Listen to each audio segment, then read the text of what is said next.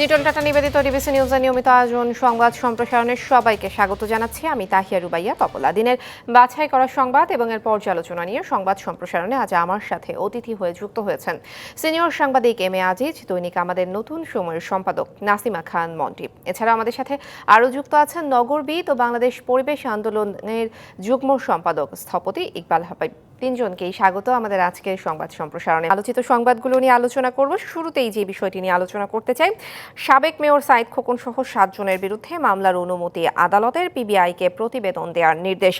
ইকবাল হাবিব, আপনাকে দিয়েই শুরু করতে চাই। সম্প্রতি সময়ে ফুলবাড়িয়া মার্কেটের বিষয়টি আমাদের সামনে এসেছে, কিন্তু শুধু তো ফুলবাড়িয়া মার্কেট নয়, আরও বেশ কিছু মার্কেট রয়েছে, ডিসিসি মার্কেট রয়েছে। আমরা যদি নিউ মার্কেট কিংবা গাউসিয়ার দিকে যদি দেখি, শুধুমাত্র যে অবৈধ দোকান সেটা তো না, টাকা আদায় করে অবৈধ পার্কিং থেকে শুরু করে বিভিন্ন যে বিষয়গুলো রয়েছে, ফুটপাতে হকারদের যে দৌরাত্ম্য, দীর্ঘদিন ধরেই কিন্তু এইসব চলে আসে। একটু কি বিষয়টা বলবেন? আসলে যিনি ক্ষমতায় থাকেন, সাইদ খোকন যেটা বলেছেন, সাবেক মেয়র যিনি বলেছেন যে এইভাবে নাকি দোকান বরাদ্দ দেওয়া যায়, এটা কি আসলে যিনি ক্ষমতায় থাকেন তিনি দোকান বরাদ্দ দেয়া, পছন্দের লোককে বরাদ্দ দেয়া অথবা টাকার বিনিময়ে বরাদ্দ দেয়া, এটা কি আসলে ক্ষমতার অপব্যবহার কিনা, কিংবা আসলে কিভাবে বিষয়টিকে পর্যালোচনা করবেন? সিটি কর্পোরেশনের তফসিল অনুযায়ী সিটি কর্পোরেশনের মূল কাজ হচ্ছে জনগণের সেবা দেওয়া, ব্যবসা করা নয়, বাণিজ্য করা নয়।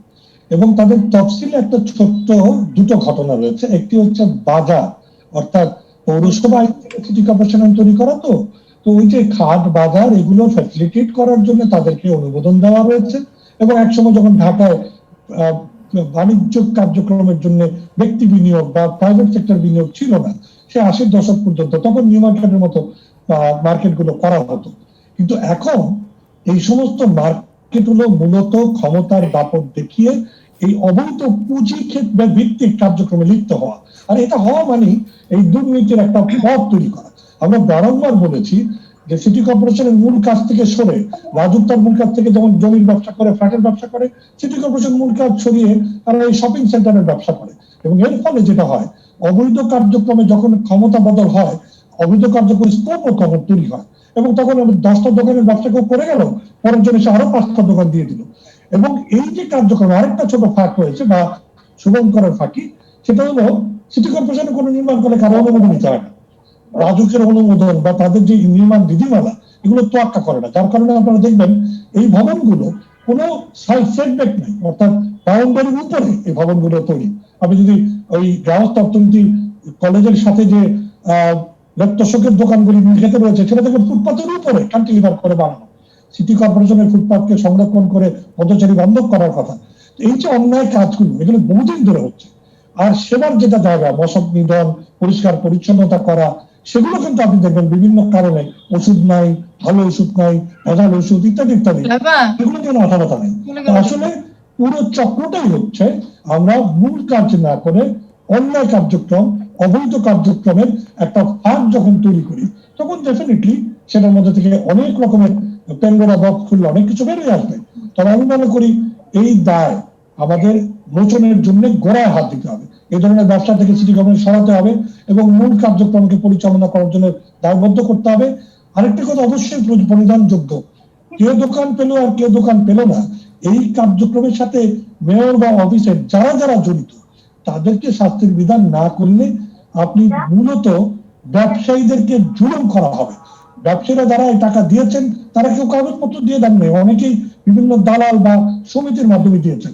অতএব ওই দালাল সমিতি থেকে শুরু করে সিটি কর্পোরেশন যেসব কর্মকর্তা কর্মচারী জড়িত, তাদের প্রত্যেকের যদি আজকে দাগি আসামের মতো ব্যবস্থা করা যায়, তবে ভবিষ্যতে এটা হতো হবে না।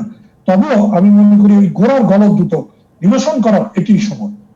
জি, আমরাও কিন্তু দেখতে পাচ্ছি সম্প্রতি সময়ে বেশ কিছু অভিযান চলছে। বলা হচ্ছে বর্তমান নগর প্রশাসন আসলে বেশ শক্তভাবেই হাল ধরেছে। আমি একটু এম এ আজিজ আপনার কাছে জানতে চাইবো, বর্তমান মেয়র সাবেক মেয়রের বিরুদ্ধে অভিযোগ করছেন এবং দুইজনই আমরা দেখতে পাচ্ছি ক্ষমতাসীন দলের, দুইজনই কিন্তু আওয়ামী লীগের। তো সেই ক্ষেত্রে এটা কি আসলে সরকারের একটা শক্ত অবস্থানেরই ইঙ্গিত দিচ্ছে কিনা? ধন্যবাদ আপনাকে। আসলে সিটি কর্পোরেশনের যে কাজ, এটার পরিধি খুব ছোট। এখন আমি এই ডিটেলে যাচ্ছি না, কিন্তু সিটি কর্পোরেশন সব সরকারের সময় উৎসাহী ছিল এই দোকান করা, ফুটপাতে আপনি যেগুলি বললেন আর কি, হকার বসানো ইত্যাদি ইত্যাদি। এবং সেখানে দেখা যায় যে সমিতির নামে আপনার দোকান বরাদ্দ দেওয়া হয়, এবং যে সময় দোকান বরাদ্দ দেওয়া হয় এরা কিন্তু সরকারের পরিবর্তনের সাথে সাথে তাদেরও রং বদলায়। হ্যাঁ, সুতরাং আমি বলবো যে এইটা শুধু সাইদ খোকন এটা নয়, বা দোকান তো আর আজকে হয় নাই, সাইদ খোকনের সময় হয় নাই। হ্যাঁ, যেটা স্থপতি ইকবাল হাফিজ সাহেব বলেন। আমরা তো ইউনিভার্সিটি পড়ার সময় দেখছি যে প্রতিষ্ঠিত হলো নিউ মার্কেট, সেই নিউ মার্কেটে তো কিন্তু এক্সটেনশন হয়েছে, টাকা আপনার দোকান বানানো হয়েছে, বিক্রি হয়।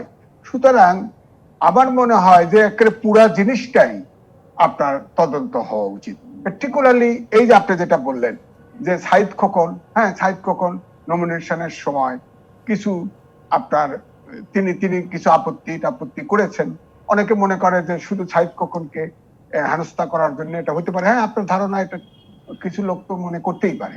সুতরাং আমি মনে করি যে সিটি কর্পোরেশনের যে কাজের পরিধি সেটা ভিতরে থাকা, দ্বিতীয়ত হচ্ছে যে এই যে করাপশন করে যে সব এভিনিউ গুলো ওপেন করা হয়েছে সবগুলোর তদন্ত হওয়া উচিত। এবং আমরা যেটা আগেও বলেছি, স্থপতি ইকবাল সাহেবও বলেছেন বারবার, যে সিটি কর্পোরেশন হতে পারে, অনেকে সিটি সরকার দাবি করে, কেউ নগর পিতা বলে, খামাখাই, কাজ তো কিছু নাই। তা আমার মনে হয় যে সিটি কর্পোরেশনের সিভিক শহরের ভিতরে যে কাজগুলি আছে, যত সিভিক সার্ভিস যেগুলি আছে, এটা সিটি কর্পোরেশন একটা কোঅর্ডিনেটরের ভূমিকা পালন করতে পারে, এবং সেই সুযোগ সিটি কর্পোরেশনের দেওয়া উচিত। কারণ সিটি কর্পোরেশন কিন্তু আপনি এরিয়া ওয়ানায় যান, দেখেন যে কত বড়। আপনার এমপি প্রায় 20টার জায়গার সমান সে ইলেকশন করে মেয়র হয়। সুতরাং আমি মনে করি যে সিটি কর্পোরেশনকে শক্তিশালী করা উচিত, এবং অবশ্যই সৎ, ইন্টিগ্রিটি এবং ক্ষমতাবান। আমি এই জন্যই বলবো যে আপনার উত্তরের সিটি কর্পোরেশনের মেয়র আনিসুল হক মারা গেছেন, তিনি কিন্তু অনেক দৃষ্টান্ত রেখে গেছেন। আমি একটা টেলিভিশনে বলেছিলাম যে বাংলাদেশে কিন্তু ক্ষমতার কাছাকাছি না থাকলে তিনি কিন্তু কোনো আইনও প্রয়োগ, 7 রাস্তায় ট্রাক উচ্ছেদ করে দিয়েছেন তিনি, তখন আর্মি এসে তাকে উদ্ধার করে। কারণ তিনি প্রধানমন্ত্রী সুনজরে ছিলেন, আর্মি চিফ ছিল তার ভাই, যার ফলে তিনি ক্ষমতা কিন্তু সহজে প্রয়োগ করতে পেরেছেন। এখানে সাইদ খোকন তিনি প্রধানমন্ত্রীর ঘনিষ্ঠ, সুতরাং সাইদ খোকন পারেন একটা ট্রেন্ড সেট করতে, যে যত এই যে যেমন বললেন যে আগামীকালকে আপনার খালগুলো আপনার করা হবে, এটা একটা লম্বা আলোচনা। ধরেন আমি তো এই হাতির ঝিল থেকে বেরোনো বনশ্রী রামপুরার কাছে থাকি, তাড়াহুড়ো করে এই রামপুরার খাল কিন্তু খনন করছে এবং এটা ওয়াসা করতেছে। হাতির ঝিলে স্থপতি আপনার মোবাশ্বের সাহেব, আমি একবার টেলিভিশন থেকে, উনি খুব ভদ্র মানুষ, আমাকে টিভি সেন্টারে ওখানে নামাই দিল। তা আমি এসে দাঁড়ালাম ওই রামপুরা ব্রিজ থেকে একটু পশ্চিমে, সবচাইতে হাতির ঝিল যেখানে সবচাইতে বেশি উন্মুক্ত পানি, সেখানে আপনার মাটি ভরাট করা হচ্ছে। তো আমি ওখানে গাড়িতে ওনার দাঁড় করালাম, বললাম যে আপনি বোধহয় জড়িত থাকতে পারেন, আপনি একটু বলেন এই যে মাটিটা ভরাট করল এটা কেন করা হলো, পুরো দৃশ্যটা তো নষ্ট করে দেওয়া। 2 হলো যে আপনাকে বাসায় নিতে পারছি না, এই হাতির ঝিলের মাথায় ট্রিটমেন্ট প্ল্যান্ট হওয়ার কথা ছিল, সেটা না হয় যত বর্জ্য আপনার আফতাবনগর এবং বনশ্রীর এই ড্রেন দিয়ে পাস হচ্ছে, মশা এবং দুর্গন্ধে থাকা যায় না।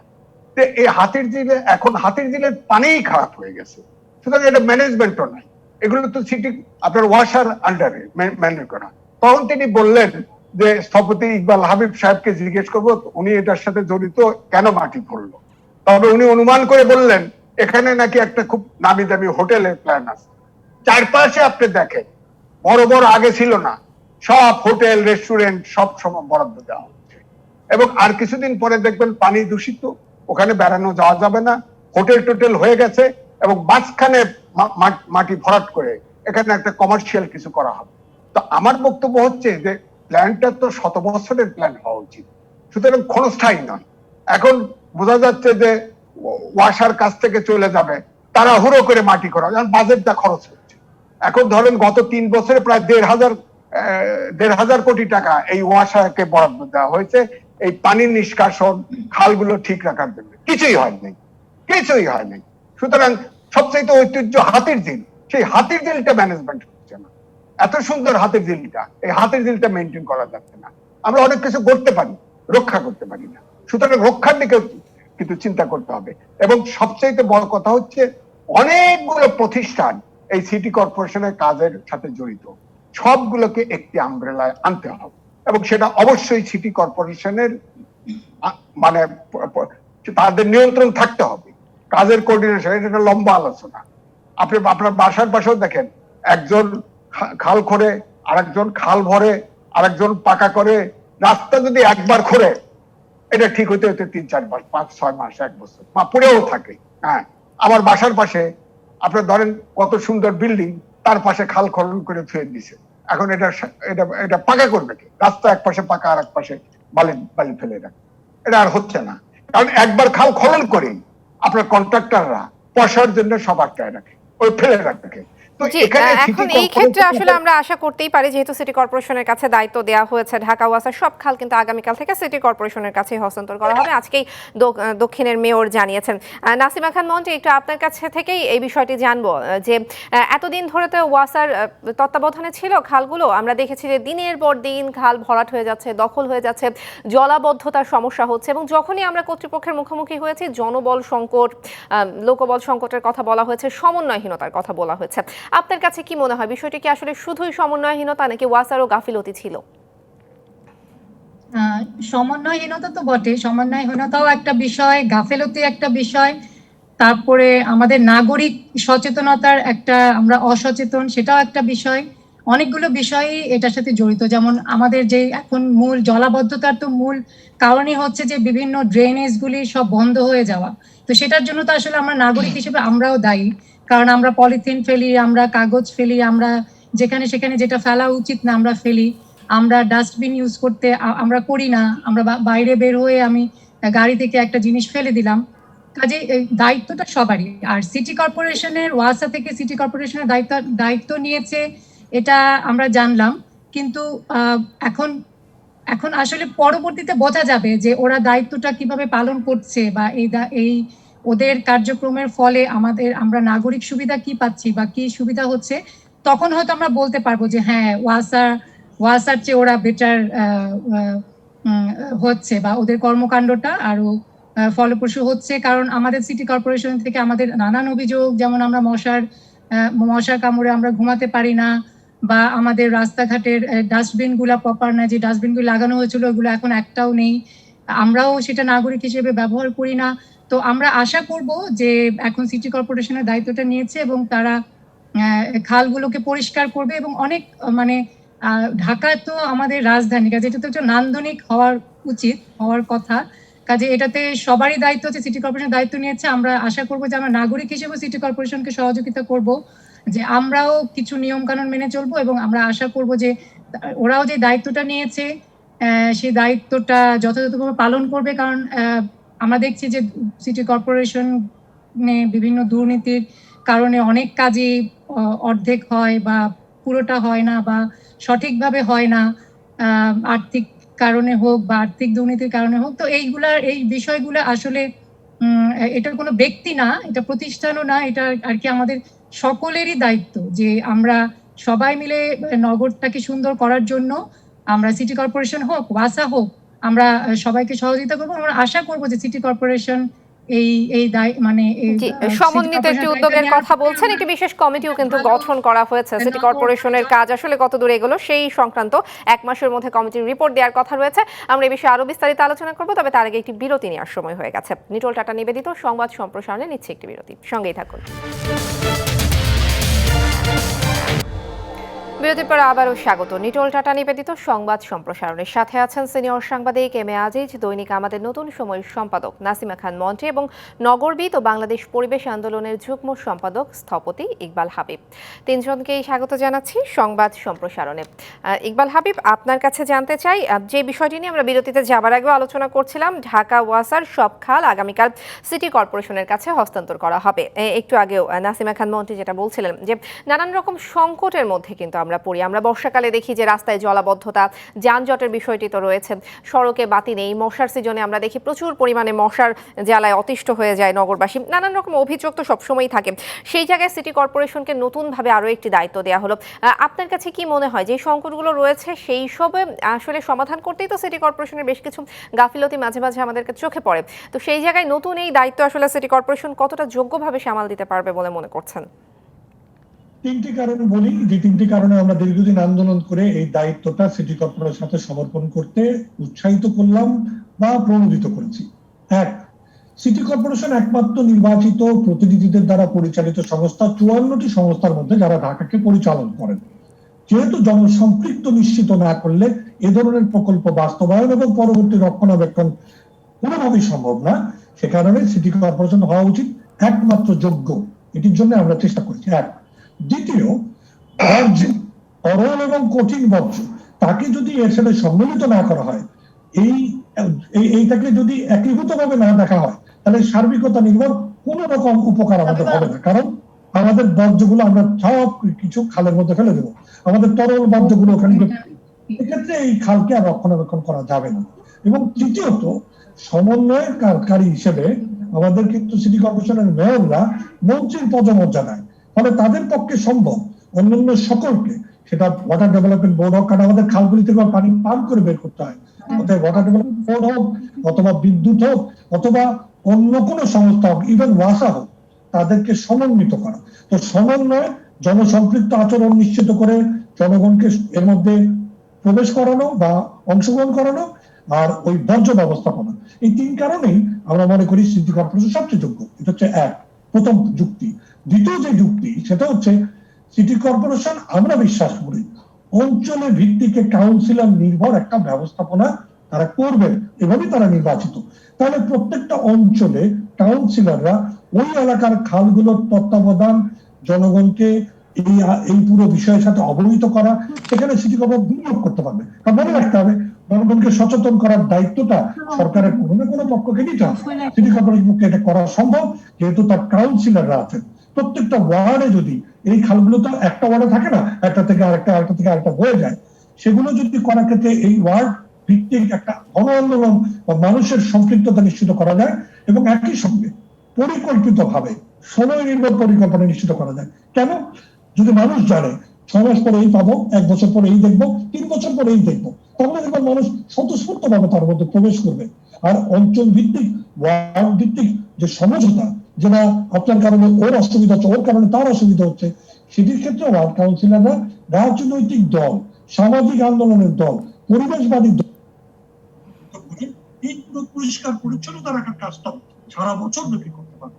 এবং এই সমস্ত কারণ যদি বিবেচনা করেন, সবচেয়ে যোগ্য সংস্থা সিটি কর্পোরেশন। তবে হ্যাঁ, যদি ওয়াসার যে লোকবল, কারিগরি বল, সেটা যদি আপনি জরুরি ভিত্তিতে সিটি কর্পোরেশন না দেন, তাদের তো অভিজ্ঞতা নাই, সেটি দিতে হবে। এবং একই সঙ্গে প্রযুক্তি নির্ভরতা এবং আরো যোগ্য পেশাজীবী লোকের সংস্থান সিটি কর্পোরেশনে করতে হবে।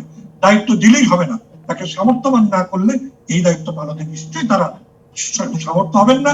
ব্যর্থ হলে ব্যর্থ হবে সরকার, ব্যর্থ হবে জনগণের আকাঙ্ক্ষা। জি, অনেকদিন ধরে আসলে বিষয়টি ঝুলেছিল, এখন সিটি কর্পোরেশনকে নতুন ভাবে দায়িত্ব দেওয়া হয়েছে। কিভাবে দেখছেন নাসিমা খান মন্টি? না, দায়িত্ব দেওয়া হচ্ছে, এটা একদিকে ভালো যে আমরা জানলাম যে এখন এই দায়িত্বটা সিটি কর্পোরেশনের, তাহলে আমরা বুঝতে পারবো যে সিটি কর্পোরেশন মানে কি উদ্যোগ নিচ্ছেন তারা এই খাল রক্ষা বা খনন বা এগুলার রক্ষণাবেক্ষণে। তো আমরা এখন এই কাজগুলা আসলে যে ভাই বললেন যে সিটি কর্পোরেশন কিন্তু দায়িত্বটা নিয়েছেন ঠিকই, কিন্তু তাদের কিন্তু অভিজ্ঞতা নেই, যে অভিজ্ঞতাটা ওয়াসার আছে, যেহেতু ওরা এতদিন এটা পরিচালনা করে এসছেন। তো সেই ক্ষেত্রে তো ওদের সাপোর্টটা অবশ্যই লাগবে, ওদের সহযোগিতা লাগবে, এবং এটা নিতেই হবে। এটা যেটা আমি প্রথমে বলেছিলাম, আপনি বলেছিলেন যে সমন্বিত কাজ, এটা কিন্তু আসলে সমন্বিত কাজ। মানে এই সমন্বিত কাজ আমরা যদি না করি, তাহলে হয়তো আবার আমাদের ওই ব্যর্থতাই হবে, আমরা আবার জলাবদ্ধতায় পড়বো। আর সিটি কর্পোরেশনের যেহেতু মানে সে তো ভাই যেটা বললেন যে ওরা তো হচ্ছে যে একদম নির্বাচিত আমাদের প্রতিনিধি, কাজেই তারা তো, তাদের কাছে আমাদের দায়বদ্ধতাও থাকবে। আমরা তাদেরকে গিয়ে বলতে পারবো, প্রশ্ন করতে পারবো যে ভাই আমি আপনার এলাকার, আপনি আমার এলাকার ওয়ার্ড কাউন্সিলর, আপনি এটা আমার এখানে এই সমস্যাটা, আমার লেকটা কেন অপরিষ্কার, আমার লেকটা কেন পরিষ্কার করা হচ্ছে না, এখানে কেন ময়লা, বা এই জায়গাটা কেন, এই ডাস্টবিনটা কেন পরিষ্কার করা হচ্ছে না, বা এইখানে তো ডাস্টবিন থাকার কথা না। মানে এখন তো আমি জানি না, আমি যদি গিয়ে এটা বলতে না পারি, ওয়াসাকে তো আমরা এই কথাটা বলতে পারতাম না। তো যাই হোক, এদিকে একদিকে সুবিধা হয়েছে, কিন্তু আরেকদিকে হচ্ছে যে ওই সিটি কর্পোরেশনকে অবশ্যই ওয়াসার সহযোগিতা নিতে হবে, এবং আমরা আশা করব যে এই আগামী বছর নেক্সটে যেই জলাবদ্ধতার সময় আসছে সেই সময়টাতে আমরা হয়তো কিছুটা, পুরোপুরি না হলেও কিছুটা কিছুটা হলেও হয়তো বা নগরবাসী স্বস্তি পাবে। প্রতি বছরই তো আমরা জলাবদ্ধতার মুখোমুখি হই। এম এ আজিজ, সিটি কর্পোরেশনের। এটা মন্দের ভালো একটা স্টেপ, কারণ আমাদের তো ধরেন ঢাকা শহর বায়ু দূষণে অর্থাৎ বসবাসের অনুযুক্ত শহর হিসাবে 1 নম্বর। সুতরাং সমস্যা কিন্তু একটা না, সমস্যা বহুমাত্রিক। অর্থাৎ নাগরিক সুবিধা, অর্থাৎ একটা কথায় বলা যায় ঢাকা শহরে নেই। আমরা যদি আমাদের গড় আয়ু বেড়েছে আপনার 73-এর উপর। আমি যখন ছোট তখন গড় আয়ু ছিল 47 ইয়ার্স, এখন 73। তো আমি তো যদি আল্লাহর যদি আমার আয়ু রাখে, আমি তো অন্তত 73 অন্তত বাঁচার আশা করতে পারি। এখন বায়ু তো কম, আমি বাসার থেকে বেরোলে 20-এর ভিতরে ঢুকলাম, খাইলাম, বাজার করলাম, সব আপনার তরি তরকারি এমনকি চাল ডাল সব আপনার সব হাইব্রিড, সব কেমিক্যাল দিয়ে তৈরি। তো এখন খাওয়া থাকা সবই তো এখন আমরা বিপদের মুখে আছি। সুতরাং আমি বলবো যে এই সব বিষয়গুলি যেগুলো নাগরিক সুবিধার অন্তর্ভুক্ত, সব বিষয়কে একটি আমব্রেলায় আনতে হবে। সিটি কর্পোরেশন 2টে হয়ে গেছে, ঠিক আছে, 2 দিকে 2টে হয়ে যাক। আর ওয়াসার কাছে যে কাজটা নিয়ে নেওয়া হয়েছে আমি খুব খুশি, কারণ এই চেয়ারম্যান এত সৎ, এত যোগ্য। 5 বার এই সরকারের কাছে 5 বার তার এই কন্ট্রাক্ট রিনিউ করা হয়েছে। আর বাংলাদেশের লোক নাই। হ্যাঁ, 7 বছরে 1000 কোটি টাকার উপর খরচ করেছে, কোনো উন্নতি নাই, কোনো ড্রেন ছাপার নাই, কিছু নাই। তারে বারবার তাকে চেয়ারম্যান, সুতরাং তার ডিজাইন করে দেওয়া উচিত। ওয়াসা একদম আপাত বস্তব একটা করাপ্ট, অযোগ্য, অপদার্থ অর্গানাইজেশন। তাকে জাস্ট ওয়াসা থাকবেন, লোকজন আপাত বস্তক, এটা ওভারহল করা উচিত। কারণ এখানে আপনার এদেরকে রেখেও কাজ করা মুশকিল। যেটা মন্ত্রী আপা বললেন, সিটি কর্পোরেশন হ্যাঁ ম্যান পাওয়ার নাই, এটা ঠিক আছে। যেমন মশা মারে কিন্তু সিটি কর্পোরেশন কোনো লোকবল নাই। এটা একটা এলজিডির একটা টিম ওখানে আছে, তারা মশা মারে। তো সুতরাং আমি বলবো যে সিটি কর্পোরেশনকে স্বয়ংভর করতে হবে, এবং যা আছে এটার আমব্রেলা, যেটা স্থপতি ইকবাল হাবিবু বললেন যে মেয়র সে মন্ত্রী পদমর্যাদার, সে সব কোঅর্ডিনেট করবে, সে সব লুক আফটার করবে, তাকে ক্ষমতা দিতে হবে। হ্যাঁ, এবং সে যদি সৎ হয়, যেমন আমি বলবো দক্ষিণের নয়, হ্যাঁ, তিনি তো ক্ষমতা প্রয়োগে ভীত হওয়ার কথা। তার তো আমার জানা মতে তার তো টাকা পয়সার দরকার নেই। জি, এবার কিন্তু আসলে আমরা দেখছি যে ঢাকার উন্নয়নে বর্তমান যে নগর প্রশাসন রয়েছে বেশ একটা শক্ত অবস্থান নিয়ে রয়েছে। তো আমরা ভালো কিছু আশা করতেই পারি। অনেক ধন্যবাদ। আমাদের আলোচনা চলবে, তবে আরো একটি বিরতির সময় হয়ে গেছে। নিটোল টাটা নিবেদিত সংবাদ সম্প্রসারণে নিচ্ছে একটি বিরতি। বিরতির পর আবারও স্বাগত। নিটোল টাটা নিবেদিত সংবাদ সম্প্রসারণের সাথে আছেন এম এ আজিজ এবং নাসিমা খান মন্টি। দুজনকেই স্বাগত জানাতে চাই। একদম শেষ পর্যায়ে চলে এসেছি। সবশেষ যে বিষয়টি নিয়ে আলোচনা করব, মুজিব বর্ষে দেশে কোনো গৃহহীন থাকবে না। বিশ্ব দরবারে মাথা উঁচু করে দাঁড়াতে প্রয়োজনীয় সব ব্যবস্থা নিচ্ছে সরকার। আমাদের মাননীয় প্রধানমন্ত্রী আজকে ঘোষণা দিয়েছে। আসলে দারিদ্র্য সীমার নিচে 2019 সালে যেখানে প্রায় 3.5 কোটি মানুষ ছিলেন, সেখানে কিন্তু 2020-এ এসে করোনা মহামারীতে আমরা দেখেছি সেই সংখ্যা 4 কোটি ছাড়িয়ে গেছে। সেই জায়গায় প্রধানমন্ত্রীর এই ধরনের একটি ঘোষণা যারা গৃহহীন রয়েছে তাদের জন্য নিঃসন্দেহে একটি সুখবর। কি মনে করছেন এম এ আজিজ? না, ধন্যবাদ আপনাকে। এটা তো ঘোষণা দিয়েছেন, এটা বাস্তবায়ন হলে তো অনেক ভালো। কিন্তু এর জন্য কিন্তু যে জিনিসটা ব্যাকগ্রাউন্ড ওয়ার্কটা করতে হবে, যে বৈষম্য কিন্তু দূর করতে হবে। এই যে গরিব সংখ্যা বাড়ছে, করোনার কারণে অ্যাড হলো, তো বৈষম্য যদি না বাড়ে, ঘর করে দিলেন, তো তাতে তো সুখী হবে না।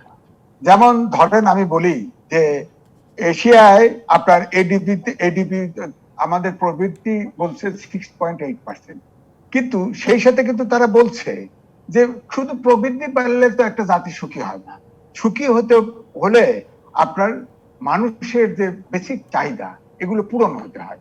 তো এখন আমাদের দেশে বিশ্বের আপনি দেখেন গত 10 বছরে ধনী হওয়ার হারে দশ দশ মানে সবার শীর্ষে, কিন্তু আমরা কি মানুষ আপনার সুখীর দিকে সবার শীর্ষে আছি? নাই। সুতরাং সর্বদিকে একটু খেয়াল না দিলে হয়তো এটা যদি হয়, তবু আমি বলবো এটা ভালো যে আমরা যদি 4 কোটি লোক যদি অন্তত পক্ষে গরিব হয়ে গেছে, 4 কোটি লোকেরই হয়তো ঘর নাই এমন না, হয়তো এর ভিতরে 1 কোটি লোকের ঘর নেই, একদমই নাই, মাথা গোজার ঠাঁই নেই। 1 কোটি লোকেরও যদি ঘর হয়, এটা নিঃসন্দেহে অত্যন্ত ভালো উদ্যোগ।